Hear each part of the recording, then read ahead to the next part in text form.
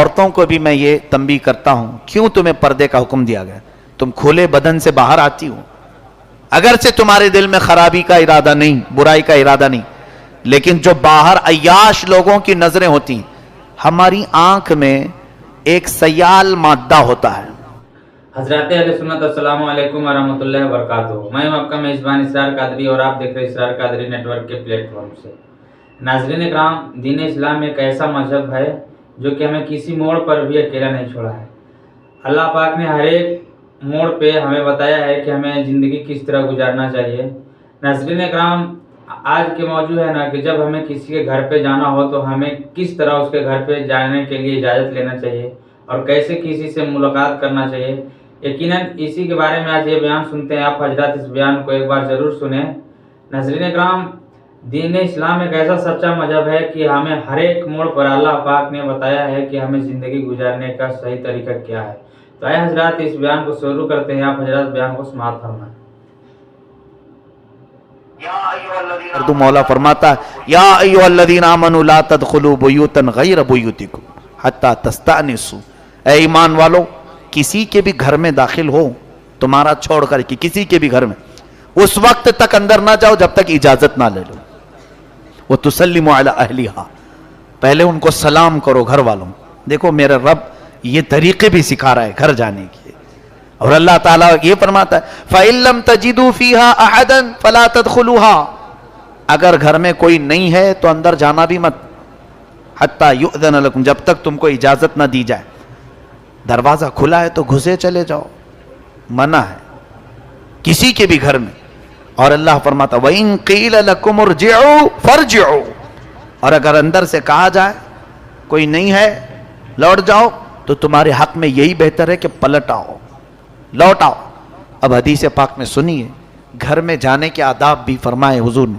کسی کے گھر جاؤ تو دروازے پر دستک دو اور دائیں جانب کھڑے رہو، سیدھے جانب کھڑے، یوں بھی نہیں کہ دروازے کے بالکل سامنے کھلے دروازہ تو سامنے کوئی بے پردہ ہو جائے، یہ تک حضور نے فرمایا دائیں جانب کھڑے رہو۔ اور 3 ہی بار دستک دینے کو کہا۔ پہلی بار دستک دو، ناک کرو یا سلام کرو، جواب آئے ٹھیک ہے ملاقات کر لیں، نہیں آیا دوسری بار، نہیں آیا تیسری بار، یہ اس لیے کہ گھر میں کون کس حالت میں ہے تمہیں معلوم نہیں۔ دروازہ کھلا بھی اور اندر جانا ہے تو 3 بار سلام کر کے اندر جاؤ جب تک جواب نہ آ جائے۔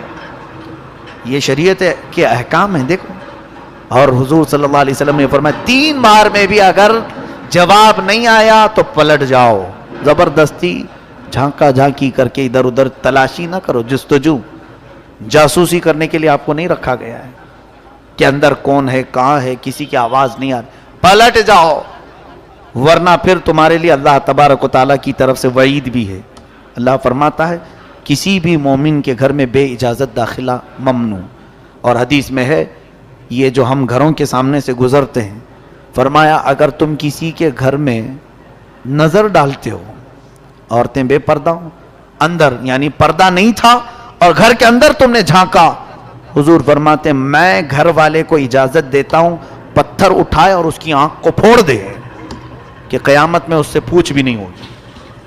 یہاں پر دنیا میں ہے آنکھ پھوڑ دو اس کی جو گھروں پہ نظر ڈالتا ہے، منع کیا گیا ہے کیونکہ یہ ایمان والوں کی حفاظت ہے، یہ ایمان والوں کی حفاظت۔ اور پھر مومنین کو پہلے ہی مولا نے فرمایا قُل لِّلْمُؤْمِنِينَ يَغُضُّوا مِنْ أَبْصَارِهِمْ، اے محبوب آپ ایمان والوں سے کہیں اپنی آنکھیں نیچے رکھیں جائیں، يَغُضُّوا مِنْ أَبْصَارِهِمْ، اپنی آنکھیں جھکا کر کے چلیں، کیونکہ یہی آنکھیں ہیں جو زہر بن جاتی ہیں لوگوں کے لیے۔ آنکھیں بہت ہی سخت ہیں ہمارے لیے، اور فرمائے گا النظرۃ سہم من سہام الشیاطین، نظر جو ہے شیطان کے تیروں میں سے ایک تیر ہے، جب نکلتی ہے تو کسی کے جسم پر جا کر چبھتی ہے۔ اب عورتوں کو بھی میں یہ تنبیہ کرتا ہوں، کیوں تمہیں پردے کا حکم دیا گیا؟ تم کھلے بدن سے باہر آتی ہو، اگرچہ تمہارے دل میں خرابی کا ارادہ نہیں، برائی کا ارادہ نہیں، لیکن جو باہر عیاش لوگوں کی نظریں ہوتی ہیں، ہماری آنکھ میں ایک سیال مادہ ہوتا ہے، وہ نظر نہیں آتا، یعنی اڑتا ہے۔ جیسے ہی ہم آنکھ کھولتے ہیں ایک پتلا سا پانی کی طرح زہر نکل کر کے جاتا ہے جہاں تک ہماری نگاہیں جائیں، اڑتی ہے۔ اگر ٹرائل کرنا ہو تو سائنس کے مائکروسکوپ وغیرہ سے دیکھ سکتے ہو، خوردبین سے۔ کیوں؟ گلاب ایک سامنے رکھو اور اس کو تھوڑی دیر تک دیکھتے رہو، دیکھو وہ مرجھا جائے گا، وہ ہماری نظروں کے زہر سے ہے۔ نظروں کے اندر ایک سیال مادہ ہے ہلکا سا، اب جب کسی کی شہوت غالب ہوتی ہے، برائی، ان نظروں سے جب وہ کسی خاتون کی جسم کو دیکھتا ہے تو اس کے جسم پر وہ زہر چپ جاتا ہے، اور وہ چاہے جتنی بھی پاک ہو، اس نظروں کے زہر سے اس کے دل میں بھی بے حیائی شروع ہو جاتی ہے، خرابیاں اور گناہ وہاں سے شروع ہوتے ہیں۔ یہ نقصان ہے بے پردگی کا کہ تمہارے دل کب بے قابو ہو جائیں دوسروں کی نظر سے۔ اور آپ نے سنا نہیں کہ نظر بد، بری نظر لگتی ہے کہ نہیں لگتی؟ میرے آقا فرماتے میری امت میں نیچرل موت کے بعد، طبعی موت کے بعد، اگر کسی کارن سے، اگر کسی سبب سے سب سے زیادہ موت ہوگی، کینسر، ایڈز نہیں، حضور فرماتے نظر بد سے موت ہوا کرے گی۔ میری امت میں سب سے زیادہ موت نظر بد سے ہوا کرے گی، جادو سے بھی زیادہ خطرناک ہے نظر بد۔ اس کی حفاظت کے لیے ہی تو قرآن پاک میں یہ دو سورتیں نازل ہوئی، قل اعوذ برب الفلق، قل اعوذ برب الناس۔ جادو، سحر اور نظر بد سے روزانہ خود بھی 3 مرتبہ پڑھ کر دم کر لیا کرو، بچوں کو بھی پڑھاؤ اور عورتوں کو بھی پڑھاؤ، تاکہ بری نظروں سے آپ محفوظ رہیں، ساتھ ہی اپنے جسم کی بھی حفاظت کرو۔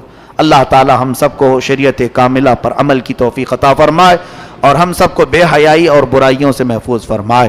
وآخر دعوانا ان الحمدللہ رب العالمین۔ تو ناظرین کرام، جیسا کہ آپ نے یہ بیان سنا، یقیناً آپ کو یہ بیان سننے کے بعد آپ کو سمجھ میں آ گیا ہوگا کہ کیا نظر لگتا ہے یا نہیں، کیا حقیقت ہے۔